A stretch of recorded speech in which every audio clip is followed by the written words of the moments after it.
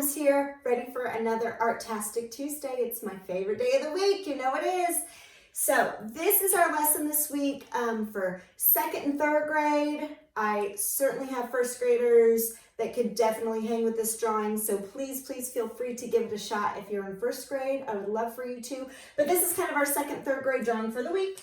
You know what this is, our seahorse. They are such cool little animals, aren't they? They look so fun. So he's really fun to draw, has some cool detail and patterning that we will talk about. But like I said, I certainly have first graders who could do this little guy too. So I suggest you have your paper up and down tall. Seahorses kind of look like they're up and down tall all the time. That's just sort of how they are. Even when they're moving through the water, they're like up and down tall. They don't swim on their side like this. They are a type of fish, even though they look so different from other fish, don't they? And so we are going to go ahead and have our paper up and down tall for our up and down tall seahorse. Towards the top, I suggest towards the top of your paper, we're going to start with his eyeball. And we're just going to make a circle for his eye wherever you want.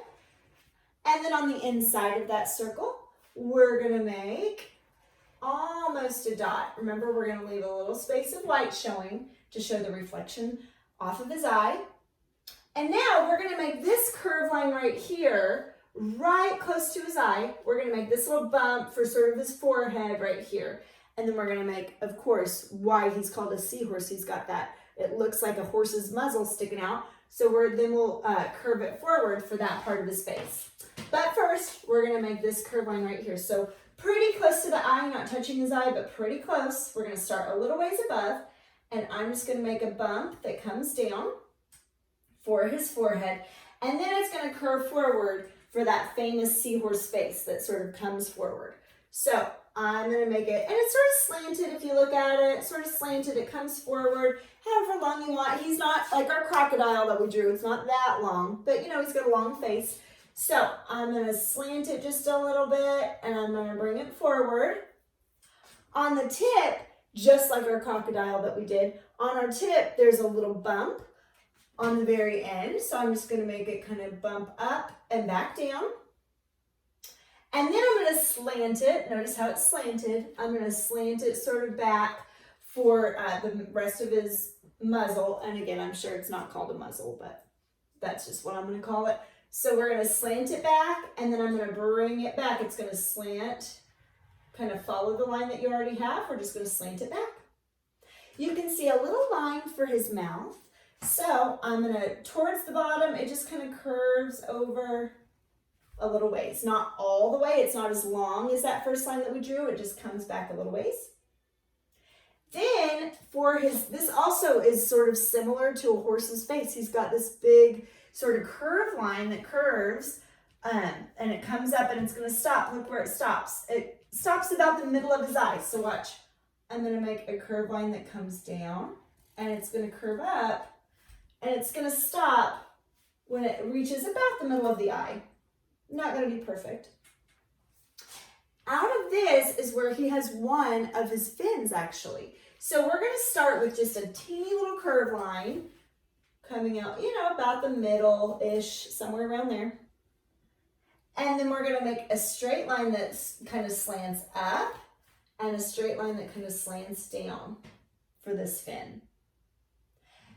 And then to make it touch, we're just going to make it wavy right in between, and we're going to make it touch.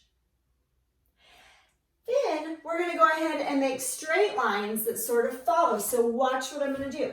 I'm going to make a straight line that sort of follows this slant, and I'm going to make a straight line that follows this slant.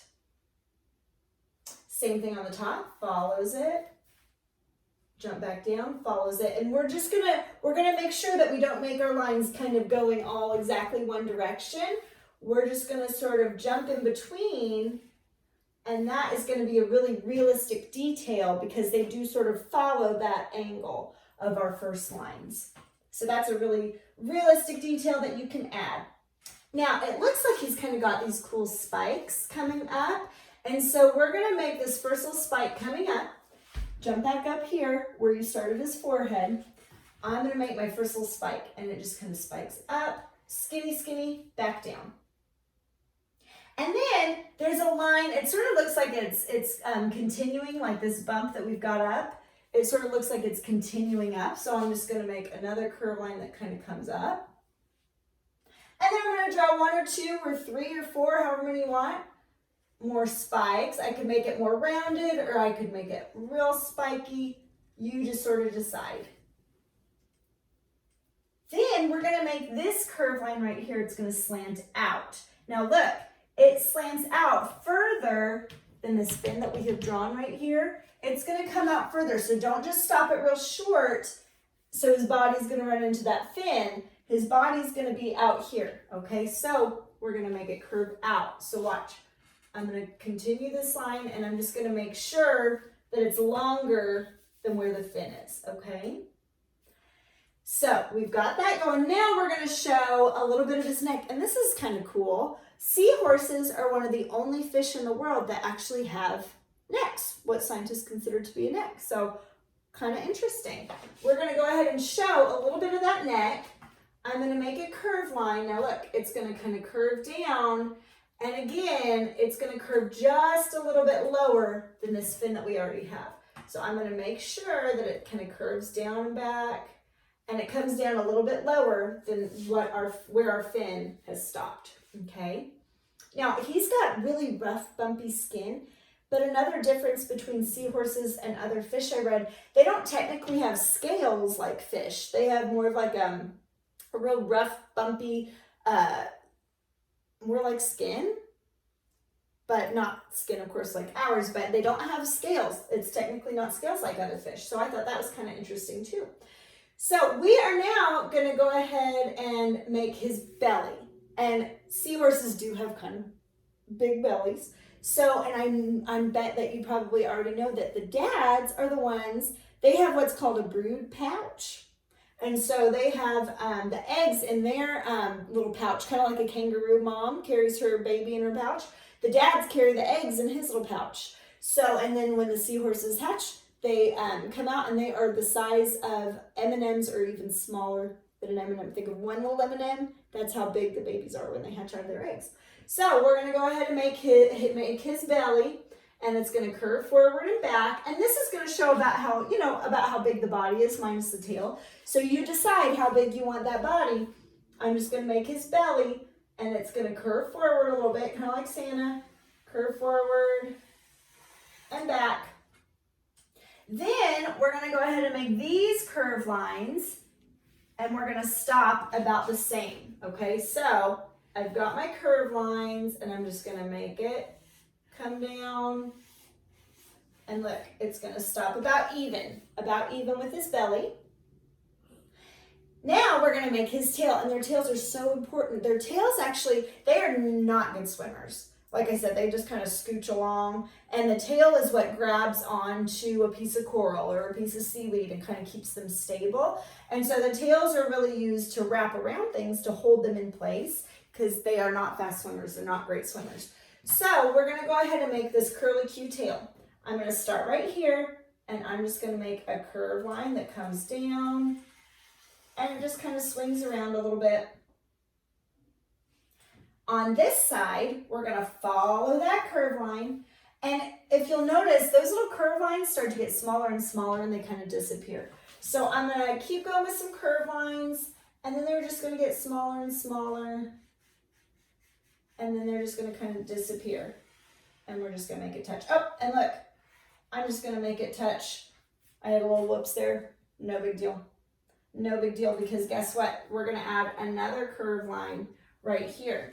So I'm just going to go ahead and follow this around, and we're going to double this line nice and smooth, and look, we're going to double it, and it's just going to come up and touch the belly. So even Miss Adams had a little whoops here. You can always cover it up, right? Can always camouflage it, especially with cool animals like fish. They're covered in those cool patterns, so no big deal. Now we're going to go ahead and show those cool patterns, and then we'll do this back fin, okay? So you can make any pattern. These seahorses, all seahorses, and there's several different kinds of seahorses, and they all have really cool rough, bumpy patterns. And what's cool is they can change colors. They can camouflage themselves and they can change colors like a chameleon. So you can really have fun if you have crayons or markers at home. You can go wild with color and make them different colors and color in different patterning. So, but back to the drawing, we're gonna go ahead and cover his body with, I'll do this pattern, but if you wanted to do circles or dots or something totally different, you definitely could. Let's start off kind of at his neck. And this patterning is just sort of, it's almost like the top of a square, but sort of rounded off. So I'm just gonna show sort of a rounded rectangle or a rounded top half of a square and just kind of come on here. And I'm gonna take my time and I'm gonna show this pattern. So we're not just gonna go real rushed. Don't rush through, that's gonna look scribbly. You're gonna take your time and fill it all in for that pattern. So I'll let you do that. Then, now watch, as it starts to get closer to the tail, you're gonna go ahead and maybe make it start to just look like curved lines that just go all the way across his tail. If you don't want to, you don't have to. You could make a smaller set of the scales up here. You could just make them smaller, or you can make them just curved lines all the way across. It does not matter. Then on the top, same thing. If you want to start to make these sort of get smaller and smaller and they end up looking just like little curved lines that kind of come, then you can do that, or you can make those tiny little scales all the way up. It does not matter. You can add some more on his face if you want to, real small.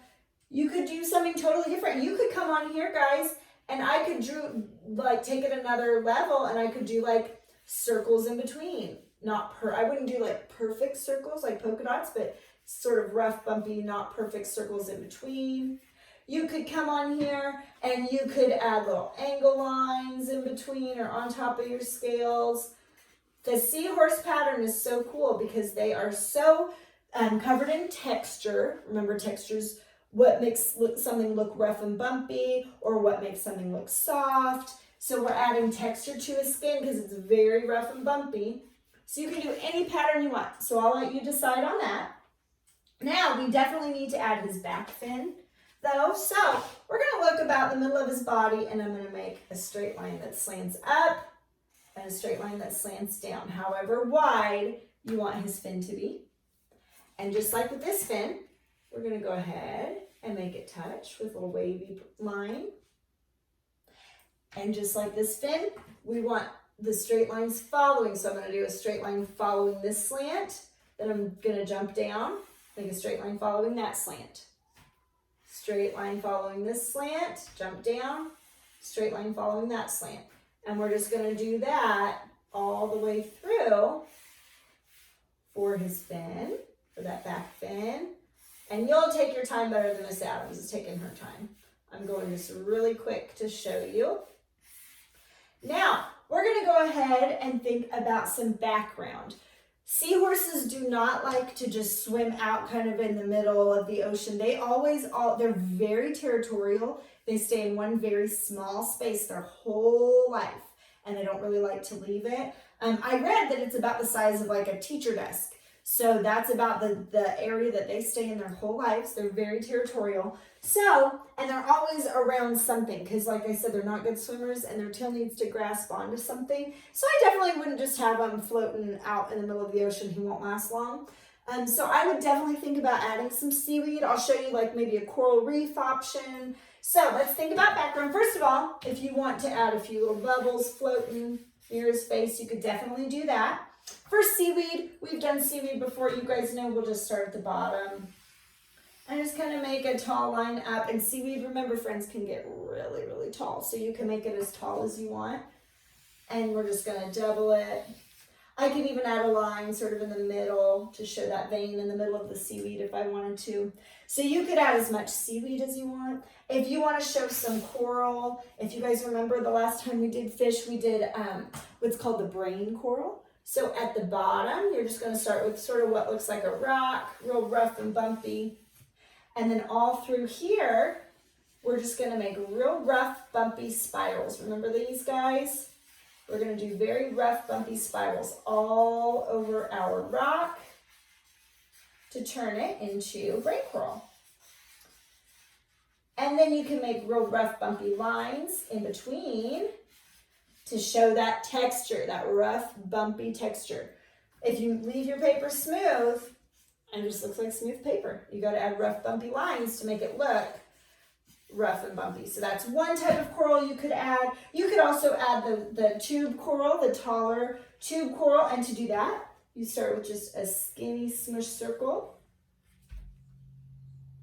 And then we're just gonna bring it down, just kind of rough, bumpy line down, rough, bumpy line down. And you could add little tiny, it's porous, it has holes in it. So you could add little tiny holes all over it. Just here and there, not perfect by any means. So you could definitely add as much tube coral as you want, as much brain coral as you want. You could add as much seaweed as you want. But I would definitely have some background for your seahorse, otherwise he's not very safe. He needs to be close to his home, right? So that is our seahorse for this week. Remember to post your pictures. I would love, love, love to see your seahorses. All the teachers at Western Oaks would love to see your seahorses. So you guys finish up your detail and your background and get a picture on Facebook. We'd love to see it. I miss you. I love you. I hope that you're all well, and I will see you right back here next week for Artastic Tuesday. Bye, guys.